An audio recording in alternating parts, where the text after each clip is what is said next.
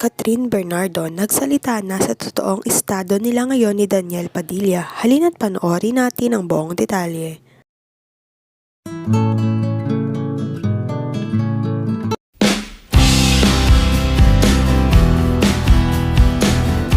Gulong-gulo na nga ang mga netizens sa status ng Katniel ngayon.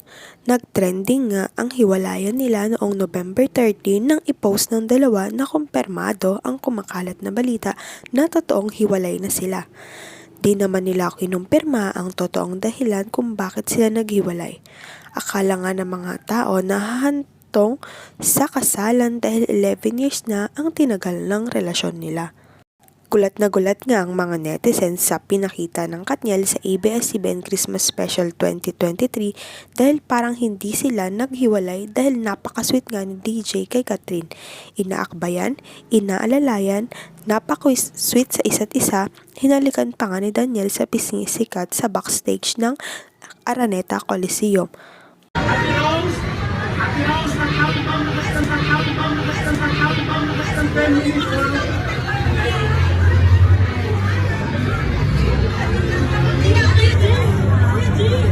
Na akala mo hindi sila galing sa hiwalay at walang cheating issue si Daniel sa iba't ibang babae.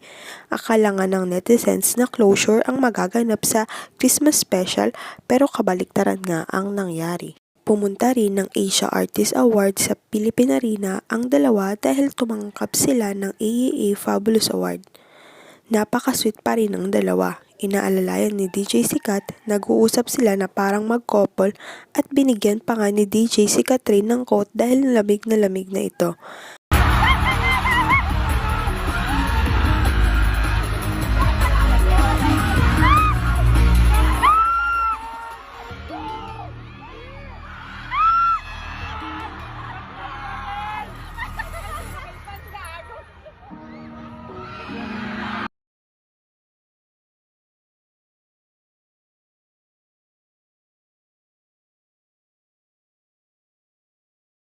Nagkasama rin silang umakyat at tumanggap ng parangal sa stage ng Philippine Arena.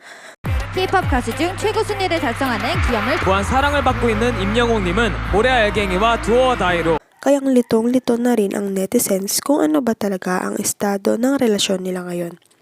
Kagabi rin pagkatapos ng event ng AAA ay tinanggal na ni Daniel ang breakup statement niya na pinost noon sa Instagram November 30.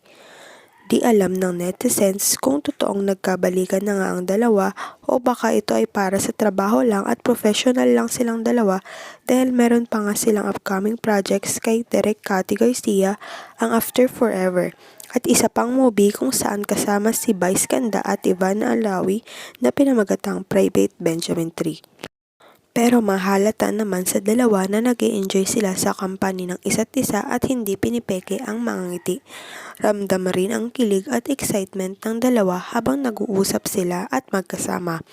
Kilala naman natin ang Katniel na hindi plastic sa harap ng kamera at pinapakita talaga ang totoong nararamdaman nila sa kanilang mga fans.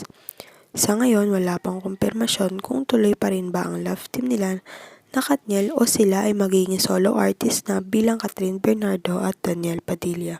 Maghintay na lamang tayo ng susunod na updates. Huwag kalimutang mag-like at subscribe sa aking YouTube channel Selyang Beats. Maraming salamat po sa panonood.